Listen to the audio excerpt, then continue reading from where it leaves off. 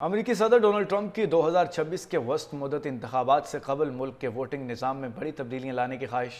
میل ان voting پر دوبارہ حملہ کرتے ہوئے اسے ختم کرنے کے لیے ایگزیکٹو آرڈر جاری کرنے کی دھمکی دی ہے۔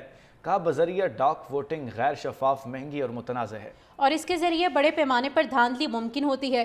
امریکہ دنیا کا واحد ملک رہ گیا ہے جہاں اس پیمانے پر میل ان ووٹنگ استعمال کی جاتی ہے۔ دیگر ممالک اسے فراڈ قرار دے کر ترک کر چکے۔ اگلے سال وسط مدت انتخابات سے پہلے ایک ایگزیکٹو آرڈر جاری کریں گے جس کا مقصد انتخابات کو شفاف بنانا ہوگا۔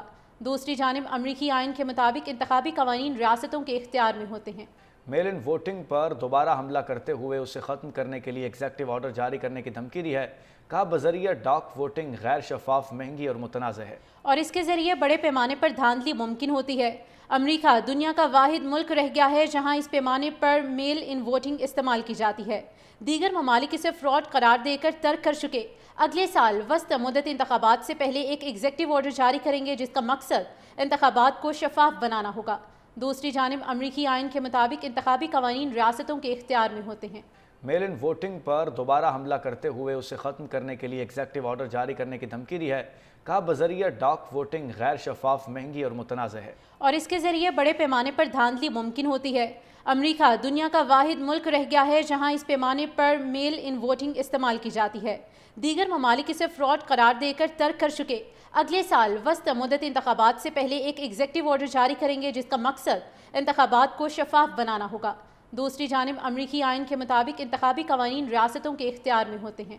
میل ان ووٹنگ پر دوبارہ حملہ کرتے ہوئے اسے ختم کرنے کے لیے ایگزیکٹو آرڈر جاری کرنے کی دھمکی دی ہے۔ کہا بذریعہ ڈاک ووٹنگ غیر شفاف، مہنگی اور متنازع ہے، اور اس کے ذریعے بڑے پیمانے پر دھاندلی ممکن ہوتی ہے۔ امریکہ دنیا کا واحد ملک رہ گیا ہے جہاں اس پیمانے پر میل ان ووٹنگ استعمال کی جاتی ہے۔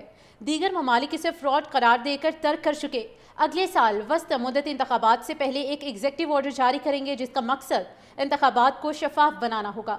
دوسری جانب امریکی آئین کے مطابق انتخابی قوانین ریاستوں کے اختیار میں ہوتے ہیں۔ میل ان ووٹنگ پر دوبارہ حملہ کرتے ہوئے اسے ختم کرنے کے لیے ایگزیکٹو آرڈر جاری کرنے کی دھمکی دی ہے۔ کہا بذریعہ ڈاک ووٹنگ غیر شفاف، مہنگی اور متنازع ہے، اور اس کے ذریعے بڑے پیمانے پر دھاندلی ممکن ہوتی ہے۔ امریکہ دنیا کا واحد ملک رہ گیا ہے جہاں اس پیمانے پر میل ان ووٹنگ استعمال کی جاتی ہے۔ دیگر ممالک اسے فراڈ قرار دے کر ترک کر چکے۔